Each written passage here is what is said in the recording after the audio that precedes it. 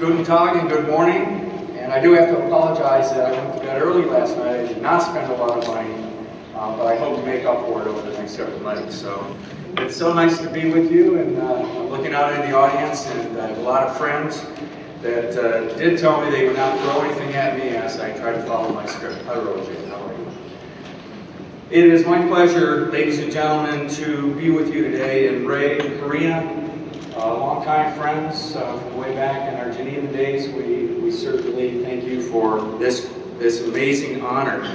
And I'm speaking on behalf of several organizations. The Convention Industry Council is made up of 33 different organizations with international members that I think, Karen, make up about 50 or 60 countries or more. So on behalf of the global meetings, MICE industry, we all love that terminology, I'm here to share some words with you today. And because we've had such a long, great history with IMEX and CIC, the exhibitions industry is indeed very, very positive in its impacts around the world. We try to estimate on an annual basis the economic billions and billions of US dollars economic impact. So someday we'll be able to pull that together, because from a government standpoint, the ladies and gentlemen who are in this room as politicians, and the ladies and gentlemen that serve our communities back in our homes, need to understand the overall economic impact and job creation. There's no doubt that the trade, the business resulting from our mutual gathering here in Frankfurt will dwarf what we collectively spend in order to be here. Our industry is so much more than a feeder of travel and hospitality supply chain, or the postman of business tourism. Be under no illusion, I come not to distance our relationship with our partners, the hotels, the DMOs, the CVBs, but to look at it differently with support for our quest, the collective quest for relevance, investment, and funding from the government, our partners, in making everything happen in our communities back home. We do not exist only to serve the supply chain. We exist to serve the owners, hotels and restaurants and facilities, messes all over the world, really, not just in Germany. And we cannot delegate that responsibility. We have to rally the troops, as we're doing today, to make sure that on a daily basis we're communicating the positive effect of the MICE industry around the world. We certainly are involved in professional development and stimulating creativity and bringing together ladies and gentlemen from all around the world into our communities, into our meeting rooms, into our exhibition centers to conduct business. But just as importantly, in other countries, and I'll just mention a few that I've been to over the last several years, India, China, all of Asia, Latin America, where we have an opportunity to go in through our infrastructure of the meetings and exhibitions industry and create economies and create educational opportunities as we go forward. When scientists, medics, technologists meet, let me tell you what they do. They change the world. And we know best that business exists not only for those reasons, but to impact, as I've mentioned, our local economies. We are not self-serving, although as a former convention, I'll say where's God Wells, as a recovering convention and visitors bureau executive, DMO, still shaking a little bit. It's not all about tax generation. It's all about creating opportunities in our communities.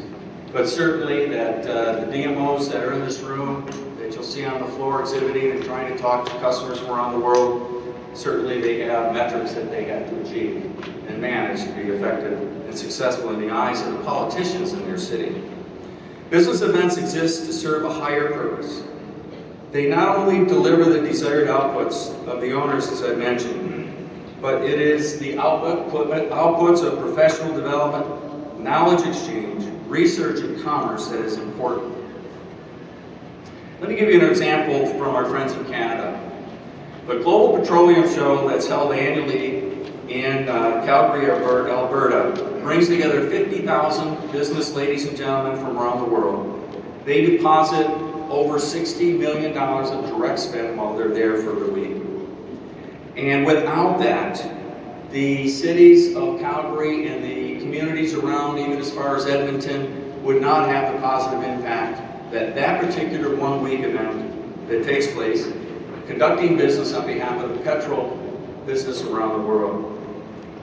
That in 2014, I've been told that $8.6 billion of business was transacted on that trade show floor.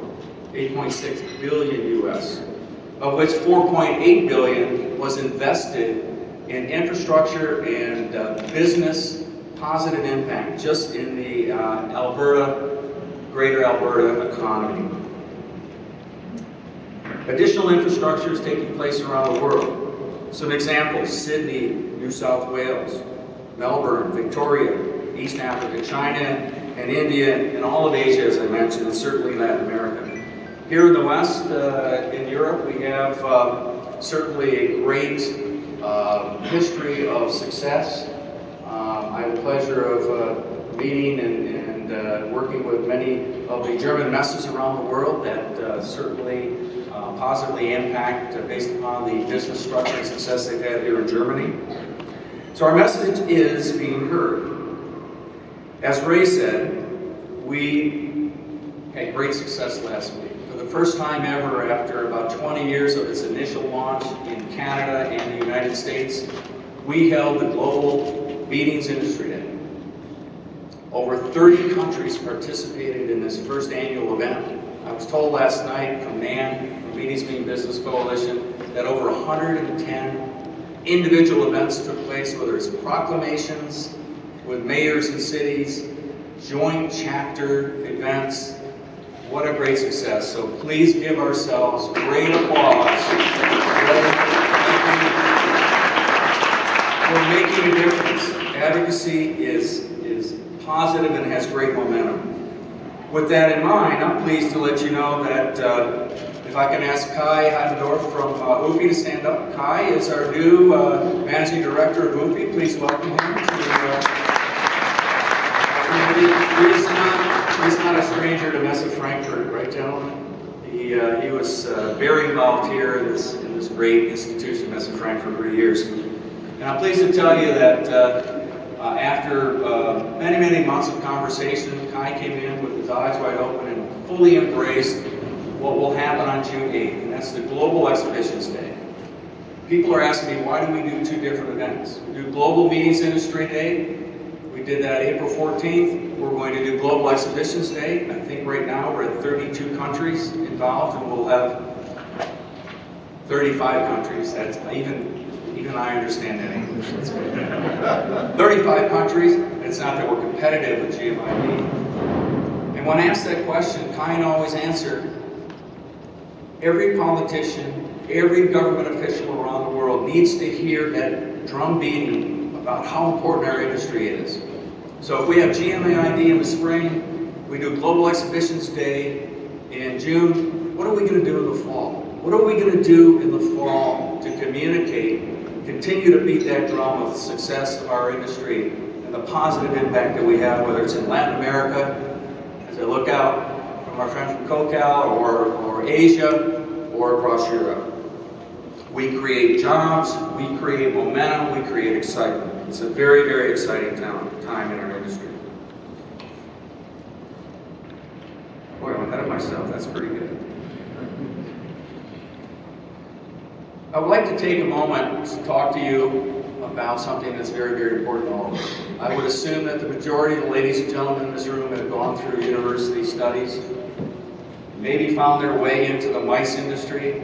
If you're a politician, ladies and gentlemen, who works in our government affairs world, that takes good care of our destinations and our citizens, wherever you live, we've all gotten to our careers in different ways. Well, I'm pleased to tell you that as Convention Industry Council members, our friends at GMIC, and all of our associations, all of our alphabet soup, so to speak, of organizations around the world, we're focused on the ladies and gentlemen that are in colleges and universities. We're focused on helping them develop MICE education programs so that the folks that have a little bit of that gray hair in their beards and their hair move along as we move along. Those ladies and gentlemen are coming up and they're professionally trained and they're certified. At IAE alone, we have a certified in exhibition management program. We have CEOs, about 2,500 of them, in over 15 countries. Just 2 weeks ago, we graduated at first class in India. They got through 9 modules in 6 months. That's dedication. As in India, they continue to grow the great infrastructure needs that they have to compete in the global exhibitions and MICE industry. We have over 10,000 Karens, CMPs around the world, a program supported by the Convention Industry Council and the great work that they do. And that program is growing. SITE just had their certification program class over the last 2 days. So professional development is critically important to making sure that we layer the talent pool of the ladies and gentlemen coming up behind us. And they don't all want to just stay in front of their computers. They want to interface in a face-to-face environment. And most of them do not have that skill set of interaction that all of us in this room grew up being able to shake hands with people right in the eyes and do business in the face-to-face world. So it is our obligation, it is our privilege to make sure that we continue to work with colleges and universities. So think about where you live and where you work. Do you have a MICE industry program? Are you dealing with your academia to make sure that those ladies and gentlemen have programs that help us train the future of our industry, and the ladies and gentlemen are going to take our jobs going forward? I put that out as a challenge, and I hope you think about it, and I know we're making great success. Last year, speaking of creation of job standards and metrics, last year many organizations involved in the CIC, led by several organizations including IAE, worked with the U.S. Department of Labor in establishing competency models for the U.S. meetings and exhibitions industry.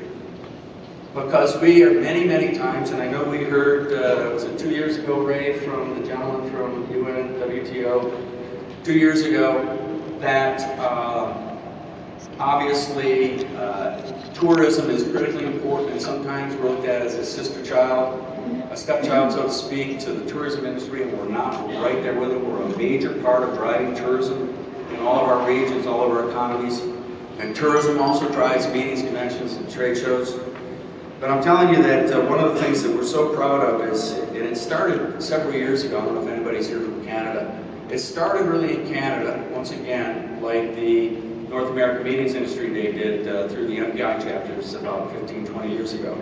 It started in Canada where competency models were put together with the Canadian government. And last year we were able to get approved competency models for the, as I mentioned, the meetings and exhibitions industry. By establishing these competency models, it segregated the MICE industry, exhibitions and events, from underneath the hospitality and tourism umbrella, as it were. So now we can be allowed to track labor statistics, how many ladies and gentlemen work in the MICE industry in the United States.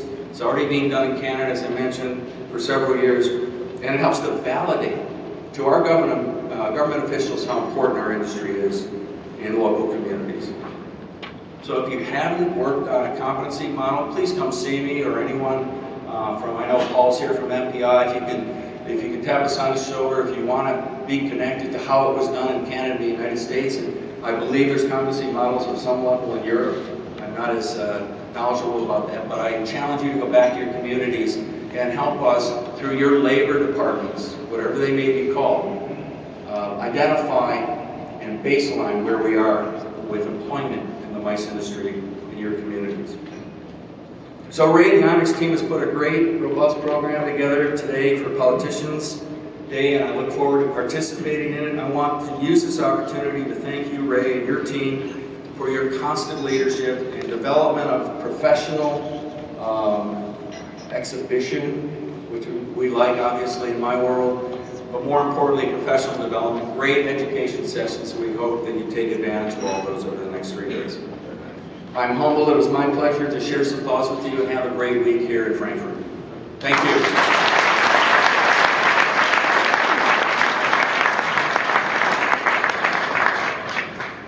Thank you very much, David. Well, what remains really, we finished now with the opening session, is to wish you all a very successful week here in Frankfurt. Lots of fun and lots of good connections. Thank you all very much.